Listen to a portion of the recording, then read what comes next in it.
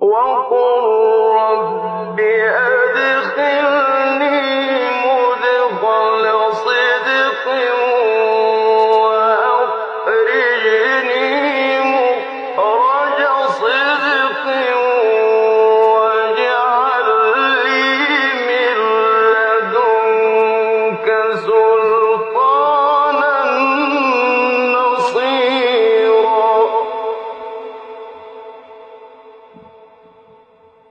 Chers frères et sœurs, l'imam At-Tabarani rahimahullah rapporte un hadith sur le Hussein ibn Ali radiyallahu anhuma qui dit que le prophète sallallahu alayhi wa sallam avait dit Allah azza wa jal aime ceux qui s'élèvent vers l'honorable et l'honneur.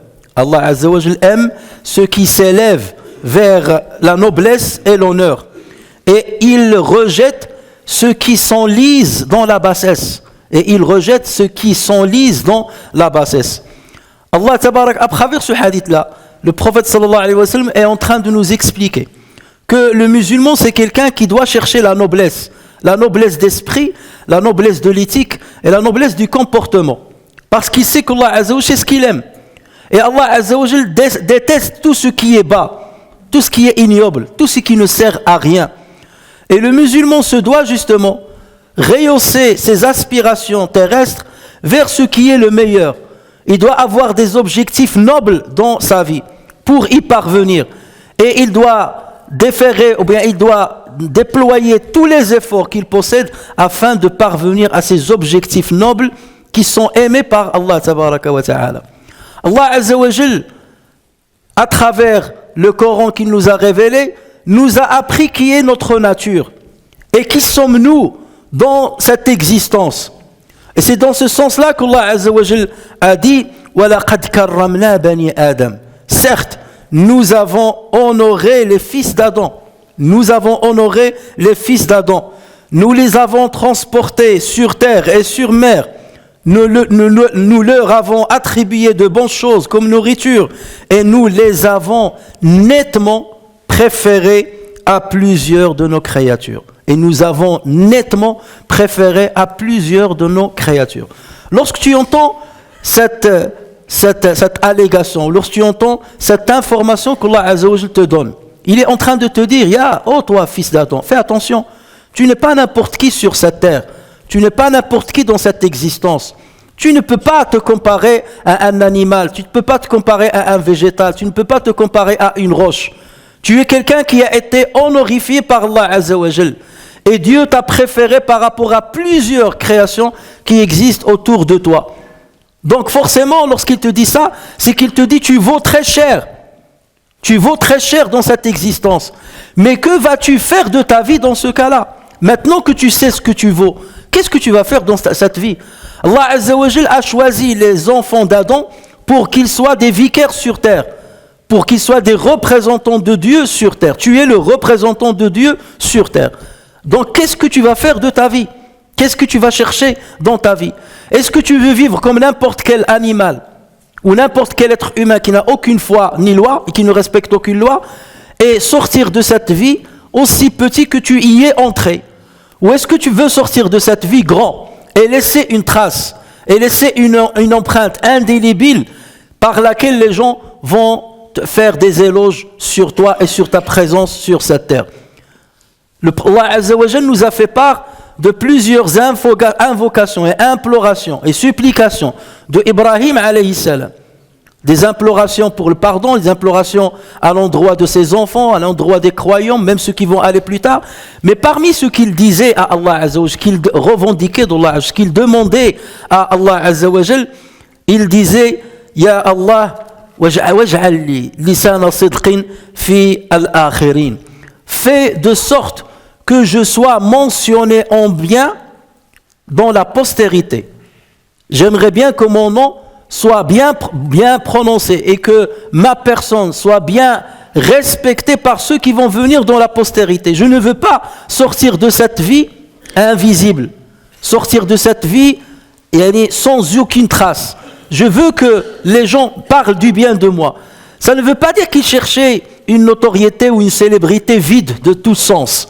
C'est qu'il voulait qu'Allah azza wa jal le guide vers le meilleur, vers des desseins et des objectifs nobles, afin que les gens nobles le mentionnent bien et font des éloges à son égard. Allah Azza wa Jal, lorsqu'il nous a créés, il nous a laissé le choix entre choisir les objectifs nobles ou bien courir derrière des objectifs très bas. Et c'est dans ce sens qu'Allah Azza wa Jal a dit: quiconque désire labourer le champ de la vie future, et de l'au-delà, quiconque souhaite labourer le champ de la vie future, nous augmenterons pour lui son labeur. Et quiconque désire labourer le champ de la présente vie, nous lui en accorderons de ses jouissances. Mais il n'aura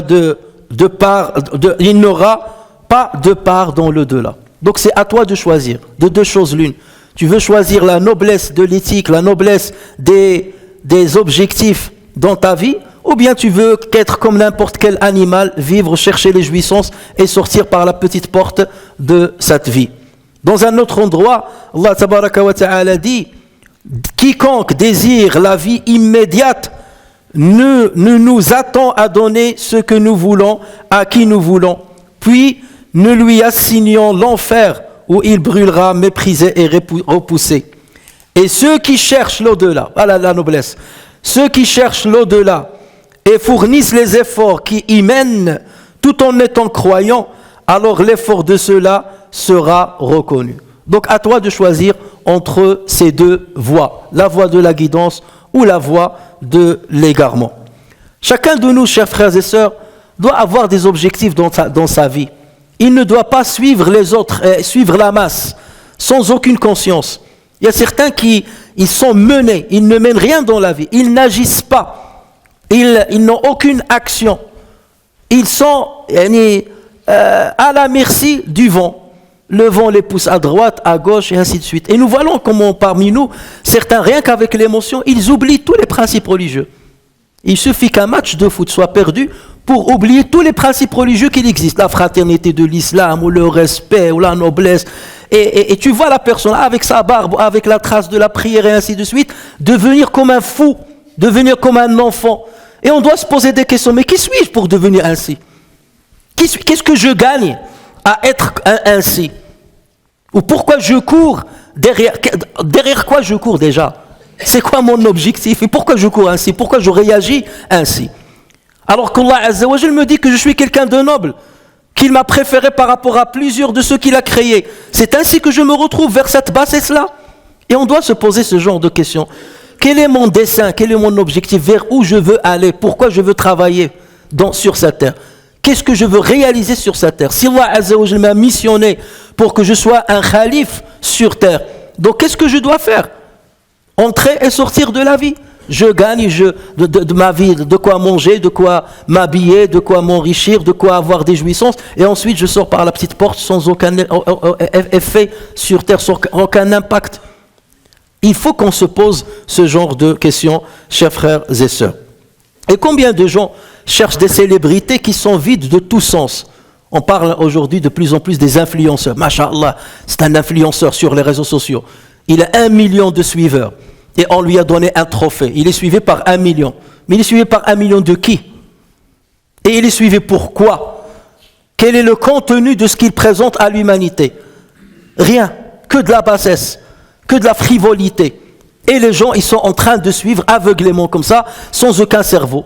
Quelque part, il prête son cerveau, il prête son intelligence à un nul. Et il lui dit: je te suis, voilà, ça, tu me procures du plaisir et je commence à te suivre et à tourner mon téléphone toute la journée. Je suis en train, au lieu de faire tasbih, au lieu de subhanallah, alhamdulillah, akbar, non, toute la journée je suis comme ça, à suivre des nuls.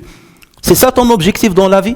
C'est ça ce que tu recherches? C'est avec cela que tu veux rencontrer Allah tabaraka wa ta'ala? Et comment tu vas lui répondre? Avec tous les atouts qu'il t'a donnés et tous les bienfaits par lesquels il t'a comblé. Chers frères et sœurs, Allah tabaraka wa ta'ala nous dit ce qui signifie et dit, oh Muhammad dit, œuvrez car Allah va voir votre œuvre de même que son messager et les croyants. Pose-toi la question, quelle est l'œuvre que j'ai accomplie dans ma vie et qui sera vu par Allah Azza wa Jal. Vu pas dans le sens, vu ça veut dire apprécié, qui sera apprécié par Allah, qui sera apprécié par le prophète et qui sera apprécié par les croyants, les bons croyants. Quelle est l'œuvre que j'ai accomplie dans ma vie et qui va être appréciée par ces trois.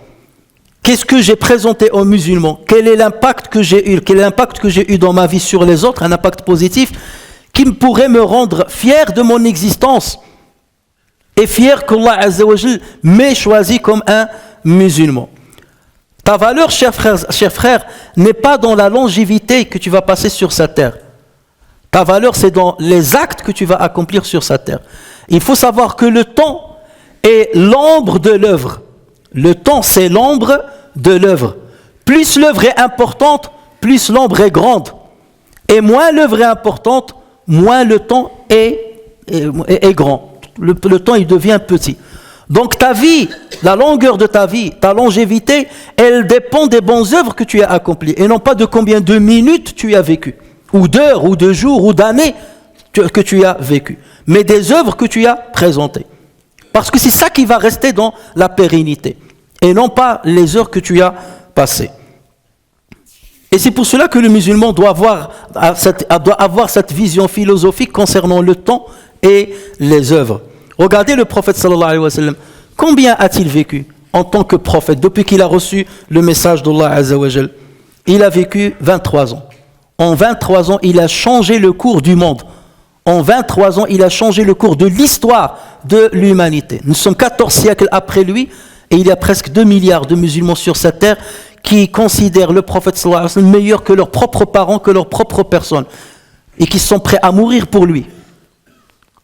Qu'est-ce qu'il a fait? 23 ans de travail. Et regardez l'impact qu'il a laissé sur cette terre.